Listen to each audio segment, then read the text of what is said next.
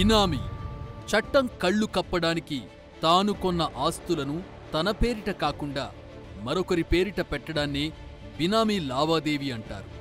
ఆస్తి బినామీ పేరిట ఉన్నా వాస్తవంగా అనుభవించేది మాత్రం తెర వెనుక ఉండే వ్యక్తే.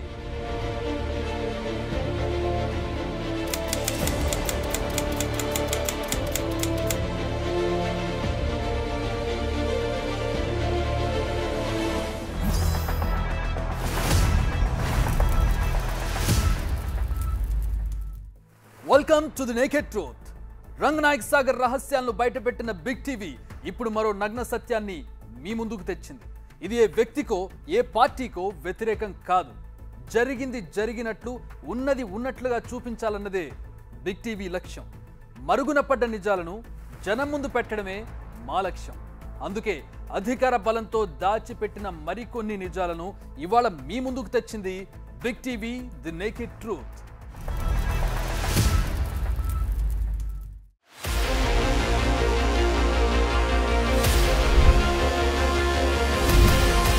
ఇక్కడ నుంచి ఆ చివరకు అంతా రైతులను ఇబ్బంది పెట్టి లాక్కున్నాడు. సీఎం అవుతున్నాడు, అతని కాన్వాయ్ పోతుంది, ఇక్కడ నుంచి బిల్డింగ్ లేవి కట్టొద్దు. ప్రతి రైతును బెదిరించే కొన్నారు. ఈ విషయాలన్నీ కోర్టు దృష్టికి తీసుకొస్తే డెఫినెట్గా 2 కేసులు అవుతాయి.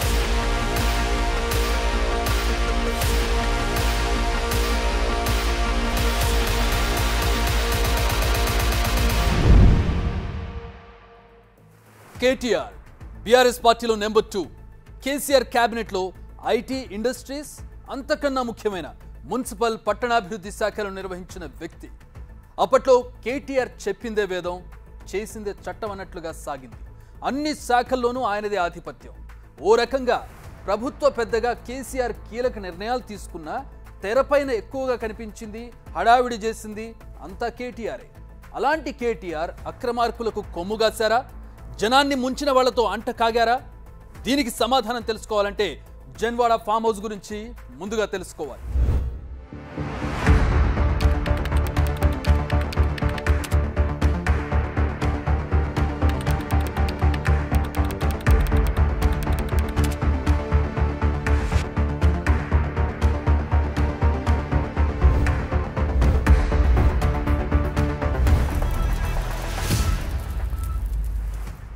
జన్వాడ ఫామ్ హౌస్ అని చెప్పగానే ఎవరికైనా టక్కున గుర్తొచ్చేది కేటీఆర్. అక్కడున్న ఫామ్ హౌస్ కేటీఆర్దేనని ఎవరైనా అడిగినా చెబుతుంటారు. ఈ ఫామ్ హౌస్ చుట్టూ జరిగిన కథ తెలుసుకోవడానికి ముందు అసలు ఈ ఫామ్ హౌస్ ఎలా వార్తలోకి వచ్చిందో చూద్దాం.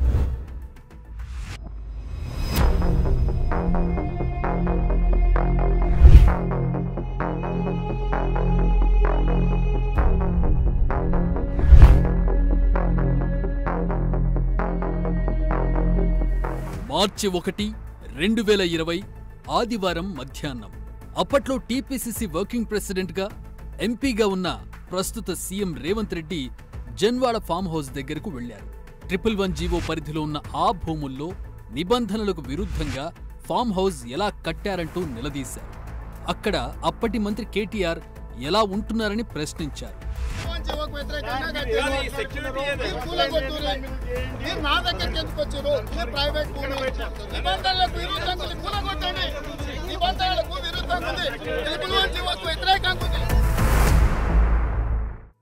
ట్రిపుల్ జీవో పరిధిలో ఉన్న జన్వాడలోని సర్వే నెంబర్ 311లో అక్రమంగా కేటీఆర్ ఫామ్ హౌస్ నిర్మించారంటూ ఎన్జీటీలో ఫిర్యాదు చేశారు రేవంత్ రెడ్డి.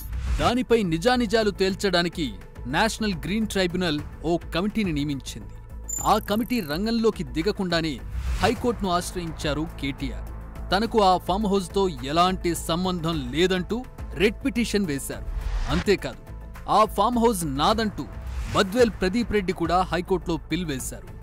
2014లో 111 జీవో నిబంధనలకు లోబడి పంచాయతీ నుంచి పర్మిషన్ తీసుకుని ఆ భవనాన్ని కట్టారని, దాన్నే తాము కొనుగోలు చేశామని అన్నారు. ఆ వాదనను స్పష్టంగా ప్రస్తావించిన హైకోర్టు జడ్జిమెంట్ కాపీని ఇప్పుడు మీరు స్క్రీన్పై చూస్తున్నారు. ఒకవేళ అభ్యంతరాలుంటే పర్మిషన్ తీసుకున్న 6 నెలల్లోనే చెప్పాలి తప్ప ఇప్పుడు అక్రమమని చెప్పడం కరెక్ట్ కాదంటూ కోర్టు దృష్టికి తీసుకొచ్చారు. అసలు ఓనరేగాని కేటీఆర్కు నోటీసులు ఎలా ఇస్తారంటూ ఆయన న్యాయవాదులు కూడా వాదనలు వినిపించారు. వీళ్ల వాదనలతో ఏకీభవించిన జస్టిస్ రాజశేఖర్ రెడ్డి, జస్టిస్ నవీన్ రావు ధర్మాసనం నేషనల్ గ్రీన్ ట్రైబ్యునల్కి ఈ కేసులో జోక్యం చేసుకునే అధికారం లేదంటూ తీర్పు చెప్పింది.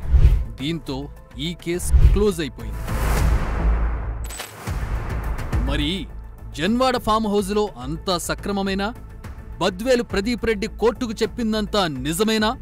జన్వాడ ఫామ్ హౌజ్కు కేటీఆర్కు అసలు ఏమాత్రం సంబంధం లేదా? అవే డౌట్స్ బిగ్ టీవీ టీంకొచ్చాయి. ఒక్కో లింక్ను తవ్వుకుంటూ వెళితే పెద్ద డొంకే కదిలింది. అసలు ఈ ఫామ్ హౌజ్లో కేటీఆర్ ఎప్పటి నుంచి ఉంటున్నారన్నది తెలుసుకుంటే ఈ స్టోరీ మరింత ఇంట్రెస్టింగ్గా ఉంటుంది. మేము కూడా చాలాసార్లు అక్కడికి పోయినాము. అక్కడ మీటింగులు జరిగినాయి. కేటీఆర్ గారు కూడా ఫ్యామిలీతో పోతుంటారు. ఆ చుట్టుపక్కల ఏరియాలో ఎవరిని అడిగినా ఇది కేటీఆర్ గారు ఇక్కడికి వస్తారు అది ఇదని చెప్పి ఎవరైనా చెప్తారు. కేటీఆర్కు చాలా సన్నిహితంగా ఉండే బాల్క సుమన్ 2020లో చెప్పిన మాట. ఆయన లెక్క ప్రకారం 4 ఏళ్ల క్రితమే కేటీఆర్ ఆ ఫామ్ హౌజ్ను లీజుకు తీసుకున్నారు. అప్పటి నుంచి అక్కడే ఉంటున్నారు. ఇక రేవంత్ రెడ్డిపై నార్సింగి పోలీసులు పెట్టిన కేసులోనూ కేటీఆర్ అక్కడ ఉంటున్నారన్న విషయాన్ని ప్రస్తావించారు. కాబట్టి కేటీఆర్ తనకు సంబంధం లేదంటూ కోర్టుకు చెప్పిన మాట అవాస్తవం. ఆయన దాన్ని లీజుకు తీసుకుని ఉంటున్నానన్న విషయాన్ని కోర్టుకు చెప్పకుండా దాచిపెట్టారు. వాస్తవానికి ఈ భూములు సత్యం రామలింగరాజు కుటుంబాన్ని. జన్వాడ పరిసర ప్రాంతాల్లో ఉండే రైతుల నుంచి సత్యం గ్రూప్లో ఒకటైన శతభిష ఆగ్రో ప్రైవేట్ లిమిటెడ్ 2000 సంవత్సరంలో భూములు కొనుగోలు చేసింది. దాన్ని నిరూపించే ఈసీ డాక్యుమెంట్ ఇది. అంటే 2009లో సత్యం కంప్యూటర్ స్కామ్ బయటపడింది. Absolutely shocking confession from the promoter of Satyam Computers.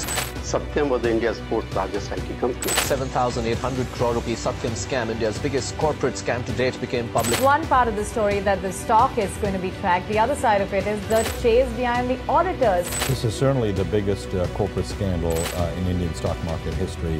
The company whose name means truth was a giant fraud for several years.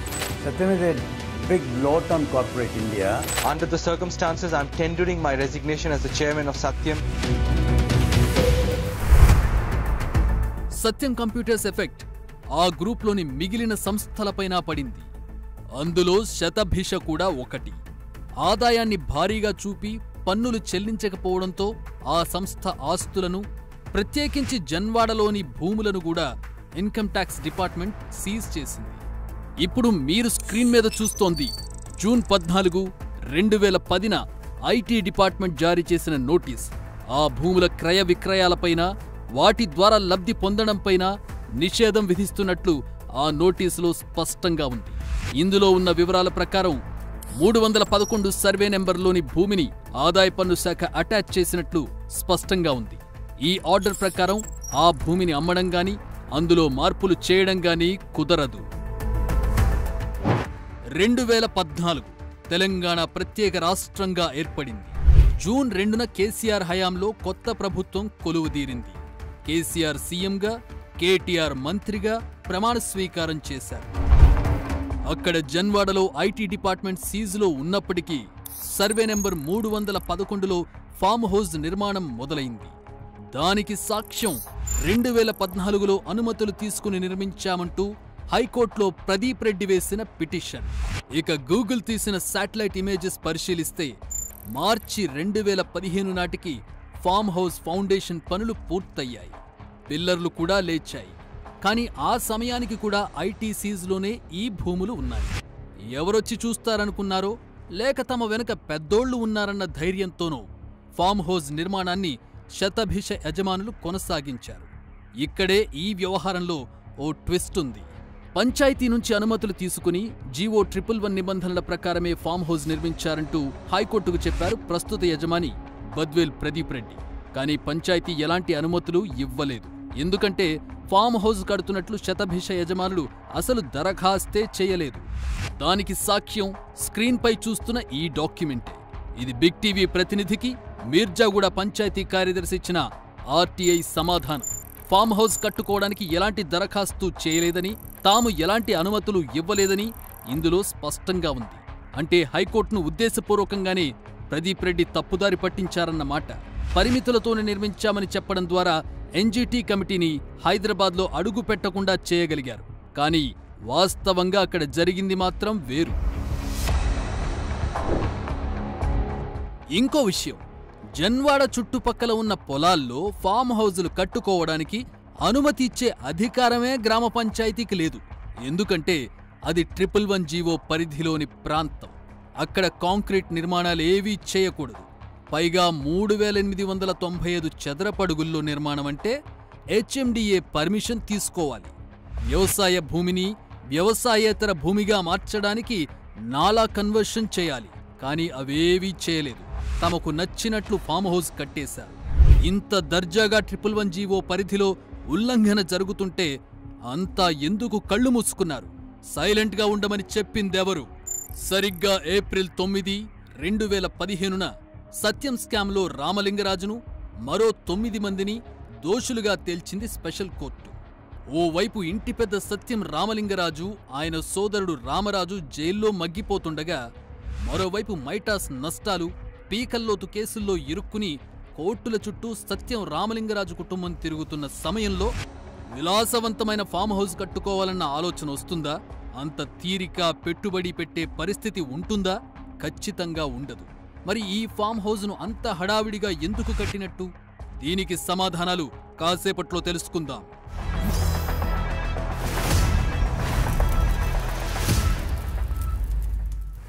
ఇక అక్టోబర్ 2015 నాటికి గ్రౌండ్ ఫ్లోర్ నిర్మాణం పూర్తయింది. గార్డెనింగ్ పనులు మొదలయ్యాయి. డిసెంబర్ 2015 నాటికి ఫస్ట్ ఫ్లోర్ నిర్మాణము complete అయింది.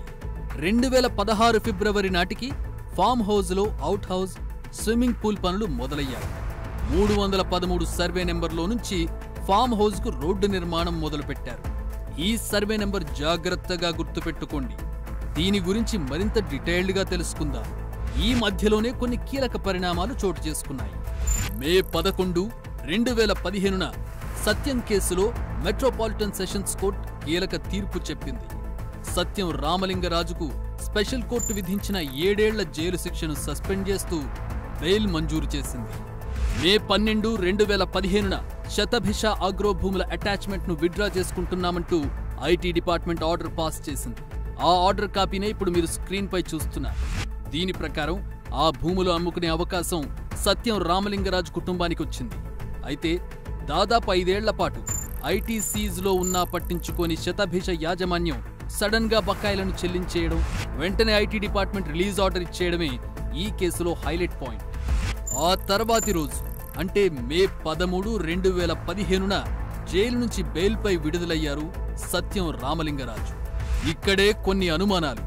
ఎప్పుడో 2000 సంవత్సరంలో కొన్న భూముల్లో 2014 దాకా ఫామ్ హౌస్ ఎందుకు కట్టలేదు? సత్యం కంపెనీలన్నీ రైజింగ్లో ఉన్నప్పుడు ఆ ఆలోచన ఎందుకు రాలేదు? సత్యం రామలింగరాజు కేసుల్లో ఇరుక్కుని జైలు జీవితం గడుపుతున్న సమయంలోనే ఫామ్ హౌస్ ఎందుకు కట్టాల్సి వచ్చింది? పోనీ ఇష్టపడి కట్టుకున్నారనుకున్నా అది పూర్తిగా తయారై అందులో ఒక్కరోజు కూడా ఉండకుండానే ఎందుకు అమ్మేయాల్సి వచ్చింది? వీటికి సమాధానం తెలుసుకోవాలంటే ఫామ్ హౌస్ పునాదులను మరింత తవ్వాల్సిందే.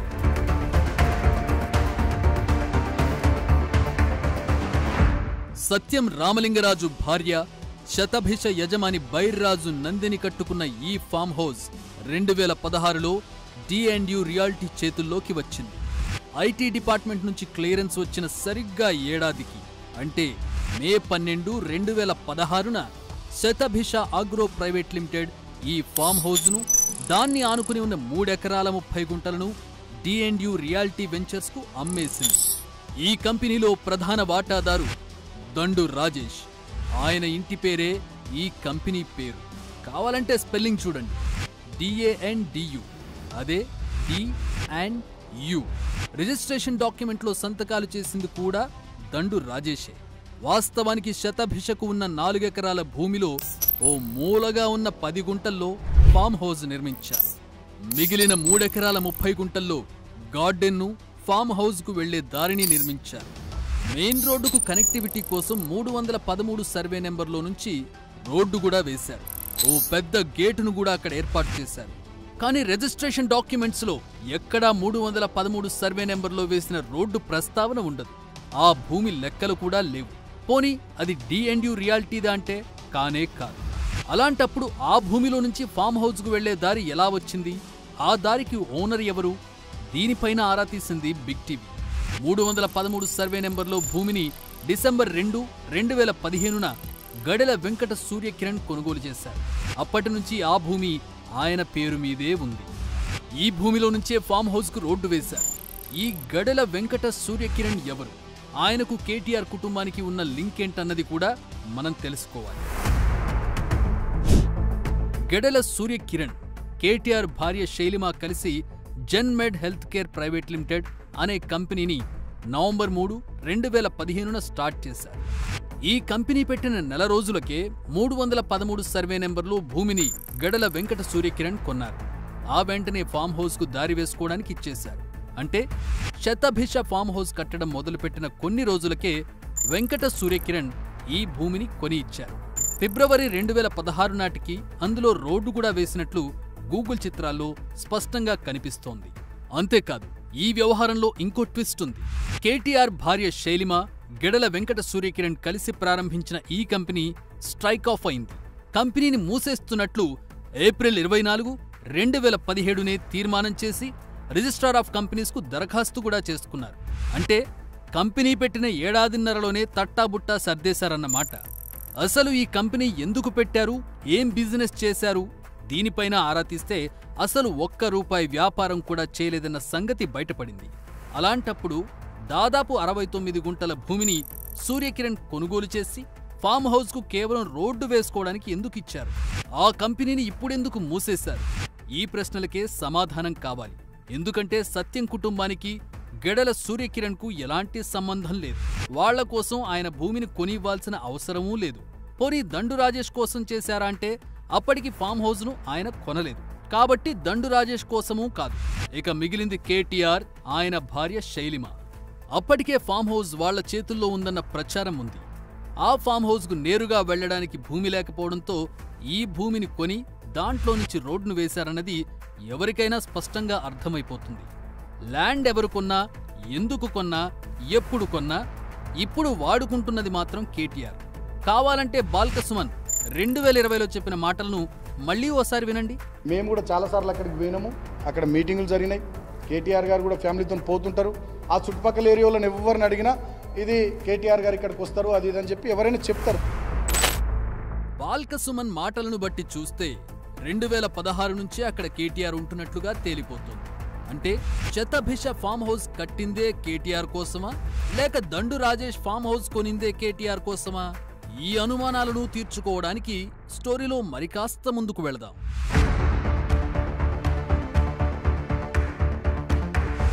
దండు రాజేష్ ఎవరు? సత్యం రామలింగరాజు కుటుంబానికి దగ్గరగా ఉండే వ్యక్తి. ఛాంపియన్ టెన్నిస్ లీగ్లోని హైదరాబాద్ ఏసెస్ టీం ఓనర్. అంతకు మించి చెప్పాలంటే కేటీఆర్కు అత్యంత సన్నిహితుడు. ఆ సాన్నిహిత్యంతోనే ఫామ్ హౌస్ను కొని కేటీఆర్ చేతుల్లో పెట్టారా? ఈ డౌట్ చాలా మంది. D&U రియాలిటీ ఈ ఫామ్ హౌస్ను కొనుగోలు చేయడం 111 జీవో ప్రకారం చెల్లదు. ఫామ్ హౌస్ ఉంది కాబట్టి వ్యవసాయ భూమిగా దాన్ని రిజిస్ట్రేషన్ చేయడానికి వీల్లేదు. అందుకే అతి తెలివి ప్రదర్శించి ఆ స్థలాన్ని 2గా విభజించారు. ఫామ్ హౌస్ ఉన్న 10 గుంటలను ప్రత్యేకంగా, మిగిలిన 3 ఎకరాల 30 గుంటలను వ్యవసాయ భూమిగా శతభిష నుంచి కొనుగోలు చేసినట్లు రిజిస్ట్రేషన్ చేశారు. ఇది పూర్తిగా 111 జీవోకు వ్యతిరేకం. 111 జీవో ప్రకారం భూ విస్తీర్ణంలో 10% మించి నిర్మాణం ఉండకూడదు. అది కూడా కాంక్రీట్తో నిర్మించకూడదు. కానీ G+1 పద్ధతిలో కట్టిన ఈ భవనాన్ని సపరేట్ ప్రాపర్టీగా రిజిస్టర్ చేశారు కాబట్టి ఆ భవనం పూర్తిగా అక్రమమే అని చెప్పొచ్చు. ఒకవేళ అది సక్రమమే అని వాదించే వాళ్ళు ఇప్పుడు మేం చెప్పబోయేది చూస్తే ఏం చెబుతారు? హైదరాబాద్ జంట జలాశయాలను కాపాడడానికి 111 జీవోను ఏర్పాటు చేశారు. అసలు ఈ 111 జీవో ఏం చెబుతోంది, ఆ రూల్స్ ఏంటి, జన్వాడ ఫామ్ హౌస్ ఆ 111 జీవోను ఏ విధంగా తుంగలోకి తొక్కిందో చూసే ప్రయత్నం చేద్దాం ఒక గ్రాఫికల్ రిప్రజెంటేషన్లో. ప్రస్తుతం మనం ఇది జన్వాడ ఫామ్ హౌస్ ల్యాండ్ అనుకుందాం. ఈ ల్యాండ్లో అకార్డింగ్ టు 111 జీవో 10% మాత్రమే తీసుకోవాలి. అంటే 1 ఎకరం ల్యాండ్ 4800 గజాల్లో 480 గజాల్లో మాత్రమే ఇల్లు నిర్మించాలి. అయితే ఇక్కడ దీన్ని సపరేట్గా రిజిస్ట్రేషన్ చేశారు. దీన్ని సపరేట్గా రిజిస్ట్రేషన్ చేసి అమ్మేశారు, ల్యాండ్ని సపరేట్గా రిజిస్ట్రేషన్ చేసి అమ్మేశారు జన్వాడలో. సో ఆ విధంగా మీరు ఫర్ ఎగ్జాంపుల్ నాకే ఒక ల్యాండ్ ఉందనుకున్నాం, ఇక్కడ ఒక ఫామ్ హౌస్ కట్టి దీన్ని సపరేట్గా రిజిస్ట్రేషన్ చేసి అమ్మేస్తాను, దీన్ని సపరేట్గా రిజిస్ట్రేషన్ చేసి అమ్మేస్తాను. సో ఈ ల్యాండ్ వెళ్ళిపోయింది. మళ్ళీ ఇప్పుడు ఇంకొక ఫామ్ హౌస్ ఇక్కడ ఇంకొక బిట్ కట్టి ఇక్కడ ఒక 10% ల్యాండ్లో మళ్ళీ దీన్ని కట్టి ఇంకొక ఫామ్ హౌస్ని అమ్మేస్తాను, మళ్ళీ ఇంకొక ఫామ్ హౌస్ కట్టి అమ్మేస్తాను. ఈ రకంగా మొత్తం ఫామ్ హౌస్లు కట్టుకుంటూ అమ్ముకుంటూ పోతే ఇక్కడ మనకి ల్యాండ్ అనేది మిగలదు. అసలు 111 జీవో ఏం చెబుతోంది? అసలు అక్కడ కాంక్రీట్ స్ట్రక్చర్స్ నిర్మించకూడదు, నిర్మించి దాన్ని ఒక రెసిడెన్షియల్ ఏరియాగా చేయకూడదు అనేది 111 ఉద్దేశం. దాన్ని ఒక గ్రీన్ ల్యాండ్గా ఉంచి ఆ జంట జలాశయాల్లోకి నీళ్లు వెళ్లే విధంగా క్యాచ్మెంట్ ఏరియాగా ఉంచి వాటిని కాపాడాలనేది దాని ఉద్దేశం. ఈ రకంగా ఫామ్ హౌస్లు కట్టి సపరేట్గా అమ్ముకుంటూ పోతే అది ఒక ఊరవుతుంది, ఒక కాలనీ అవుతుంది, రెసిడెన్షియల్ కాలనీ అవుతుంది. కానీ 111 జీవో ఏ విధంగా అక్కడ కాపాడబడుతుంది, దాన్ని ఏ విధంగా తుంగలోకి తొక్కారో మనం చూస్తూ ఉన్నాం. సరే, ఏదో ఫామ్ హౌస్ను దండు రాజేష్ ముచ్చటపడి కొనుక్కున్నాడనుకుందాం. కానీ ఆయన కొన్న తర్వాత స్టోరీ మరో మలుపు తిరిగింది. అక్కడ కేటీఆర్ ఉంటుండగానే ఆ ఫామ్ హౌస్ను బద్వేల్ ప్రదీప్ రెడ్డికి అమ్మేశారు. శతభిష నుంచి దండు రాజేష్ ఎలా కొన్నాడో ఆయన నుంచి బద్వేల్ ప్రదీప్ రెడ్డి కూడా సెప్టెంబర్ 11, 2019న 2 రిజిస్ట్రేషన్ల ద్వారా ఫామ్ హౌస్ను, దాన్ని ఆనుకుని ఉన్న 3 ఎకరాల 30 గుంటల భూమిని కొనుగోలు చేశారు. దానికి సంబంధించిన సేల్ డీడ్ ఇప్పుడు మీరు స్క్రీన్ మీద చూస్తున్నారు. ఇంత ఖర్చు పెట్టి కొన్నప్పటికీ ఆయన ఫామ్ హౌస్లోకి మాత్రం అడుగు పెట్టలేదు.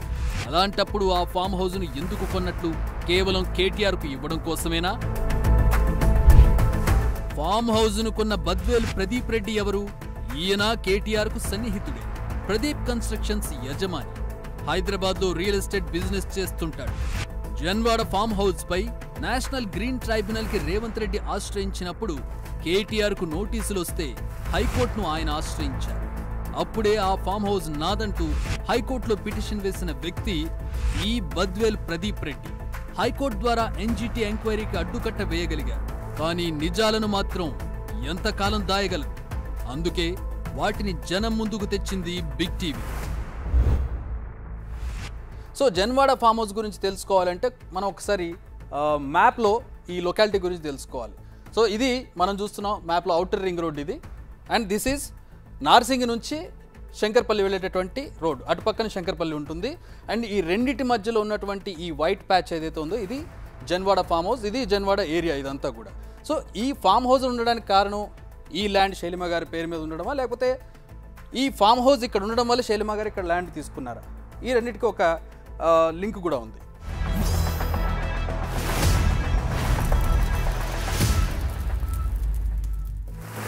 కేటీఆర్ ఈ ఫామ్ హౌస్ లో ఉండడానికి ప్రత్యేక కారణం ఉంది. ఈ ఫామ్ హౌస్ వెనుకే ఉన్న సర్వే నెంబర్ 301లో ఆయన భార్య శైలిమ భూమిని కొనుగోలు చేశారు. అక్కడ పళ్ల తోటను వేశారు. ఆ భూమిలోకి వెళ్లాలంటే ఫామ్ హౌస్ కు వెళ్లే గేటులో నుంచే వెళ్లాలి. అంతేకాదు శంకర్పల్లికి వెళ్లే ప్రధాన రహదారి నుంచి కూడా శైలిమ భూమి మీదుగా ఫామ్ హౌస్ కు ప్రత్యేకంగా మరో రోడ్డు నిర్మించారు. ఓవరాల్ గా చూస్తే ఈ 2 గేట్ల మధ్య ఉన్న స్థలమంతా రకరకాల పేర్ల మీద ఉన్న అక్కడ వేసిన రోడ్లు సెటప్ ను చూస్తే మాత్రం కంట్రోల్ అంతా ఒక్కరిదే అని స్పష్టంగా అర్థమైపోతుంది. అక్కడితో అయిపోలేదు. ఫామ్ హౌస్ నుంచి మరో వైపున ఉన్న ఔటర్ రింగ్ రోడ్ సర్వీస్ రోడ్డుకు కనెక్ట్ అయ్యేలా మరో రోడ్డును కూడా ఏర్పాటు చేసుకున్నారు. అంటే ఎటువైపు నుంచి వచ్చినా ఫామ్ హౌస్ కు వెళ్ళొచ్చన్నమాట. ఫామ్ హౌస్ చుట్టూ ఉన్న భూమి అంతా ప్రస్తుతం కేటీఆర్ కంట్రోల్లోనే ఉంది. దానికి నిదర్శనమే ఈ రోడ్లు. ఫామ్ హౌస్ భూముల గురించి, అక్కడ జరిగిన దౌర్జన్యాల గురించి కూడా తెలుసుకోవాలి. గత 10 ఏళ్ల కాలంలో చుట్టుపక్కల భూములున్న వాళ్లకు ఎదురైన పరిస్థితులేంటో మేం చెప్పడం కాదు, వారి మాటల్లో మీరే వినండి. కేటీఆర్ ఆగడాలు అంతా ఇంత కాదండి. ఇక్కడ కనిపిస్తున్న ఇక్కడ నుంచి ఆ చివరకు అంతా రైతులను ఇబ్బంది పెట్టి లాక్కున్నాడు. సో అలాగే ఈ రోడ్ నుంచి కూడా ఇక్కడ అతను కేటీఆర్ సీఎం అవుతున్నాడు, అతను కాన్వాయ్ పోతుంది, ఇక్కడ ఉంచా బిల్డింగ్లు ఏవి కట్టొద్దు అని చెప్పేసి ఇక్కడ మేము లీజ్కి ఇచ్చుకున్నాం స్కూల్కి. ఆ స్కూల్కి బిల్డింగ్ కూడా దగ్గర 2 సంవత్సరాలు ఆపాడు. సో ఎప్పుడైతే గవర్నమెంట్ పోయిందో సో మళ్ళీ బిల్డింగ్ స్టార్ట్ చేసి స్కూల్ కట్టేసాము. కేటీఆర్ ఇప్పుడు నెక్స్ట్ సీఎం అవుతున్నాడు, అతను కాన్వాయ్ ఎక్కడ వెళ్తుంది, మీరు స్కూల్ బస్సులో వస్తే ఇబ్బంది అవుతుంది, మీకు ఇక్కడ రోడ్డు చిన్నగా అయిపోయింది, మీరు స్కూల్ కట్టొద్దు అని చెప్పేసి ఇబ్బంది పెట్టారు. ప్రతి ఒక్కరిని నాకు మొత్తం ఇది ఒక సంస్థానం కావాలి, అలా డాడీకి ఉన్నట్టు ఎర్రవల్లిలా నాకు కూడా కేటీఆర్కి మంచిగా సంస్థానం ఉండాలని చెప్పేసి ప్రతిరోజు ఇక్కడ ఉండి ప్రతి రైతును బెదిరించే కొన్నారు. ఏడెక్కడే పోయినా సరే ఫిరంగి నాల కూడా కబ్జా చేసిండు. ఫిరంగి నాల మీద గేట్ కట్టిండు, ఫిరంగి నాల మీద వాటర్ సంపు కట్టిండు.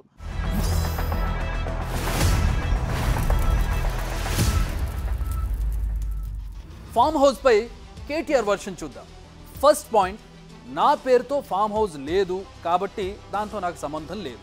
ఓకే, కాసేపు ఆ పాయింటే కరెక్ట్ అనుకుందాం. కానీ ఆయన ఫామ్ హౌస్లో ఉంది ఓ మంత్రిగా, అది కీలకమైన మున్సిపల్ అండ్ అర్బన్ డెవలప్మెంట్ మినిస్టర్గా. హైదరాబాద్కు ఆయువు పట్టైన 111 జీవో పరిధిలో కట్టిన అక్రమ కట్టడాలను కూల్చివేసే బాధ్యతను నెరవేర్చాల్సిన ఆయన అదే అక్రమ కట్టడంలో కుటుంబంతో సహా ఉండడం ద్వారా ఏం సంకేతం ఇచ్చినట్లు?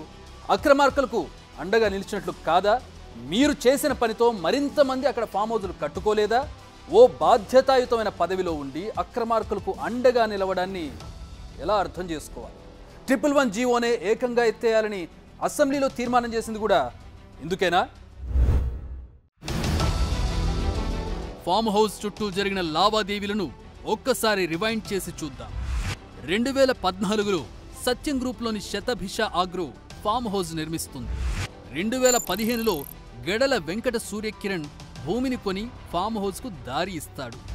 2016లో దండు రాజేష్ తన కంపెనీ పేరిట ఫామ్ హౌస్ కొంటాడు. 2019లో ఫామ్ హౌస్ వెనుకున్న 3 ఎకరాలను కేటీఆర్ భార్య శైలిమ కొనుగోలు చేస్తారు. 2019లోనే దండు రాజేష్ నుంచి బద్వేలు ప్రదీప్ రెడ్డి ఫామ్ హౌస్ కొంటాడు. ఇవన్నీ చూస్తుంటే ఏమనిపిస్తోంది? ఏమైనా లింక్ ఉన్నట్లు అనిపిస్తోందా? అంతెందుకు, గూగుల్లో హిమాన్షూస్ ఫామ్ హౌస్ అని టైప్ చేస్తే వచ్చేది జన్వాడ ఫామ్ హౌజే. ఆ పేరుతో చాలా కాలంగా గూగుల్లో ఉన్న మీది కానప్పుడు ఎందుకు తొలగించుకోలేదు? పైగా ఐటీ మినిస్టర్గా పనిచేసిన మీకు అది క్షణాల్లో పని. అయినా అలానే ఉంచారంటే అది మీదనే కదా, కాదంటారా? ఫామ్ హౌస్ దగ్గరకు వెళ్లినందుకు రేవంత్ రెడ్డి విషయంలో అప్పటి పోలీసులు వ్యవహరించిన తీరు పూర్తిగా అభ్యంతరం అనే చెప్పాలి. మరి ఆ కేసు విషయంలో ఇప్పుడేం చేయొచ్చు? న్యాయ నిపుణుల మాటేంటి? ఒకసారి విందాం. ధన్వాడ ఫామ్ హౌస్ కేసులో కేటీఆర్ ఫ్రెండ్ ప్రదీప్ రెడ్డి ఏదైతే వారు చెప్పారో అన్ని అనుమతులు ఉన్నాయని, మీరు చెప్పినట్లు అనుమతులు లేవు అని ఆర్టీఐ ద్వారా మీకు తెలియవచ్చిందంటే ఖచ్చితంగా అది పెర్జరీ కింద కేసు అవుతుంది. మళ్ళీ మనం కోర్టును అప్రోచ్ చేసి ఈ విషయాలన్నీ కోర్టు దృష్టికి తీసుకొస్తే డెఫినెట్గా 2 కేసులు అవుతాయి. ఒకటేమో క్రిమినల్ కేసు అవుతుంది, ఒకటేమో వాళ్ళ మీద యాక్షన్ కూడా జరుగుతుంది. 111 జీవోను కాపాడాల్సిన ప్రభుత్వంలో ఉన్న ఒక మంత్రి కేటీఆర్ గారు వారే అక్కడ అక్రమాలు జరగలేదంటూ వారు అక్కడ ఉండడము, నిజానికి అక్రమాలు జరిగినప్పుడు ఒక మంత్రిగా దాని బాధ్యత ఏది, అక్రమాలు జరిగినప్పుడు ప్రభుత్వం దృష్టికి తీసుకొస్తే వెంటనే వాళ్ళు స్పందించి దాని మీద యాక్షన్ చేయాల్సింది పోయి అయినే అక్కడ ఏం అక్రమాలు జరిగిన సర్టిఫికేట్ చాలా హీననీయం. అందుగురించి వెంటనే ఇప్పటికైనా కానీ ప్రభుత్వం దృష్టి సారించాల్సిందిగా కోరుతున్నాం. జన్వాడ ఫామ్ హౌస్ గురించి జరిగినట్లుగా ఉన్నది ఉన్నట్లుగా మీ ముందుంచింది big TV the naked truth. మొత్తం స్టోరీని చూస్తే మనకు అర్థమైంది ఏంటంటే, నెంబర్ 1, 111 జీవో పరిధిలోని భూముల్లో ఫామ్ హౌస్ను అక్రమంగా నిర్మించారు. నెంబర్ 2, ఫామ్ హౌస్ నిర్మాణానికి ఎలాంటి అనుమతులు తీసుకోలేదు. నెంబర్ 3, ఫామ్ హౌస్ విషయంలో హైకోర్టును కూడా తప్పుదో పట్టించారు. నెంబర్ 4, 111 జీవోకు విరుద్ధంగా రిజిస్ట్రేషన్లు జరిగాయి. నెంబర్ 5, ఫామ్ హౌస్ ఎవరు కట్టినా ఎవరు కొన్నా దాన్ని అనుభవిస్తోంది మాత్రం కేటీఆర్ కుటుంబమే. నెంబర్ 6, ఫామ్ హౌస్లో కేటీఆర్ ఉండడం, ఆయన సన్నిహితులే ఫామ్ హౌస్ను చుట్టూ ఉన్న భూములు కొనుగోలు చేయడం చూస్తే బినామీ లావాదేవీలే అన్న అనుమానాలు కలుగుతున్నాయి. సో ఓవరాల్గా కేటీఆర్ ఉంటున్న ఫామ్ హౌస్ పూర్తిగా అక్రమ నిర్మాణమే అని అర్థమైపోతుంది. మరి ఈ ఫామ్ హౌస్ పై ప్రభుత్వం చర్యలు తీసుకుంటుందా? 111 జీవోను ఇప్పటికైనా సమర్థవంతంగా అమలు చేస్తుందా? దీనికే ఇప్పుడు సమాధానం కావాలి. హైదరాబాద్కు ప్రాణాధారమైన జంట జలాశయాలను కాపాడుకోవాలంటే ఇలాంటి ఫామ్ హౌజుల విషయంలో ప్రభుత్వం సీరియస్ యాక్షన్ తీసుకోవాల్సిందే. తెరచాటున జరిగిన ఇలాంటి మరిన్ని అరాచకాలను మీ ముందుకు తెస్తూనే ఉంటుంది మీ big TV the naked truth. Keep watching big TV.